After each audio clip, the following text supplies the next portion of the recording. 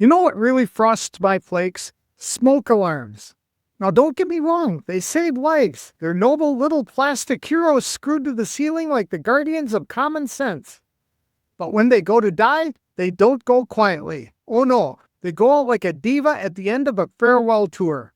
I was jolted awake this morning by the frantic chirping of my smoke detector in its final breaths at 4 a.m.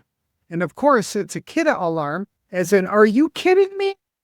This thing chirps every 32 seconds. Not fast enough to deal with quickly, not slow enough to ignore, just enough time for you to think, well, maybe it's done, and then chirp.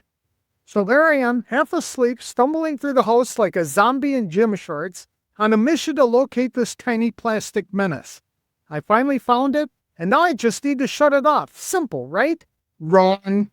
The instructions are printed in microscopic font like they were designed for ants with reading glasses. Now I'm squinting at this thing thinking, do I need a magnifying glass to read it, or a priest to perform an exorcism?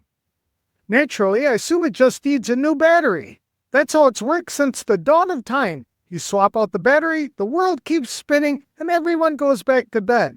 But not this one. No, this one decided it's too good for batteries. Instructions say the entire unit has to be replaced when it reaches the end of its life. The end of its life? What is it, a goldfish?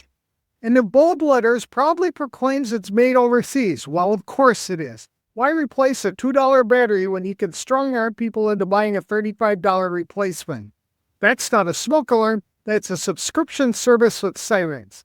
Meanwhile, it's still chirping, relentless, mocking me. Nothing works to shut it off. So I do the only thing that's reasonable left to do. I wrap it in a blanket, stuff the blanket in a box, and put the box in the back seat of my car, parked in the garage like I'm hiding evidence from a crime scene. And since smoke alarms are required, they've certainly taken on the personality of the government. Loud, persistent, and impossible to understand when you actually need help. I'm Grandpa Grumpy, and at my age, if something's going to wake me up at 4 a.m., it better be breakfast or a winning lottery ticket.